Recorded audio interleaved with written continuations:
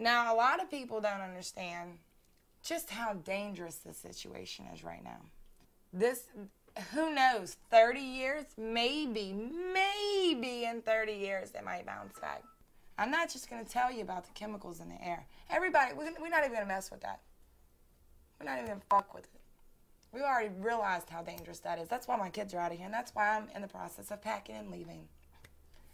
But I'm also in the process of packing and leaving for another reason. Most people don't study hurricanes because they live nowhere near where a hurricane hits. Our marine biologists that are out here working for BP have said to some of our fishermen that the transducer on the bottom of the boat, including things that they've dropped down into these plumes, are showing 7 degrees higher than normal Gulf temperatures for this time of year. 2 degrees is a problem. 7 degrees is a serious, serious problem. It's like adding fuel to the fire, not to mention that the high pressure system will stall the hurricane in the Gulf, which will also shut down the response, and she will build. Now that means any storm this time of year that would have normally been a moderate storm that we could handle is not going to be so moderate. Katrina picked up debris and mud and brought it all the way up the eastern seaboard. We're already seeing acid rain all the way up to North Carolina killing crops. If a hurricane comes through here, and it will, not if, when, just like if it's going to flood in Plaquemines, if, when, it's going to pick up oil.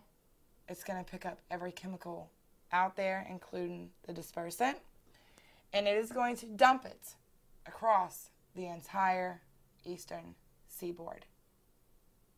No one's saying this to anybody. This, for me, is extremely alarming. We have professionals that we trust to do the right thing. We've already heard about the massive evacuations and the possibilities of the FEMA camps. Now, we're going to even talk about worst case scenario. All of the crystals and everything that had built up and was holding the pipe stable, they shot all that out of it. They sandblasted it. The inside pipe almost is completely gone. Once this pipe goes, what do you think is going to happen? Once an implosion happens, a volcanic eruption happens. Once a volcanic eruption happens, you have worst case scenario, a 20 to 80 foot wall of water. 20 foot here, 80 foot by the time it hits Florida, 300 to 500 miles per hour. We're talking about wiping the entire state of Florida off the map. No one's talking about this. And I shouldn't be. I think it's going to happen within the next 60 days. What they've done, they can't fix. Say they do decide to bomb it. I spoke with a biochemist night before last on the phone for 4 hours. From what she tells me, they can't close this with just any bomb. If they nuke it, the 20-mile crack's not going to be one nuke. It's going to be up to 6. You're going to have a fallout that's going to cover all the way up to the borders of the top of Alabama, Mississippi, Florida, and Louisiana. And a hurricane comes up into the Gulf, not only picking up oil and dispersant, but radioactive waste.